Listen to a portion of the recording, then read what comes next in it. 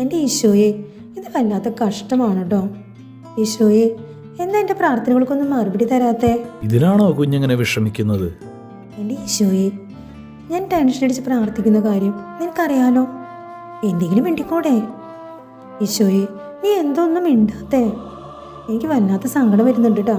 എൻ്റെ മോളെ, എന്തിനാ നീ ഇത്രയും സങ്കടപ്പെടുന്നത്? ഇന്നലെ ഞാൻ തന്ന വചനം മറന്നോ? ഇല്ല, മറന്നിട്ടൊന്നുമില്ല. എന്നാലും ഈശോയെ.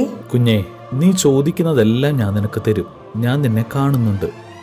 സോറി ഈശോയെ, നീ എന്നെ കാണുന്നില്ല എന്നാണ് ഞാൻ വിചാരിച്ചത്. നീ എൻ്റെ പ്രാർത്ഥന കേൾക്കുന്നില്ലെന്നും ഞാൻ വിചാരിച്ചു. പക്ഷേ ഈശോയെ, നീ എന്നെ കാണുന്നുണ്ടായിരുന്നു അല്ലേ? എനിക്ക് ഉത്തരം നൽകുന്നുണ്ടായിരുന്നു അല്ലേ?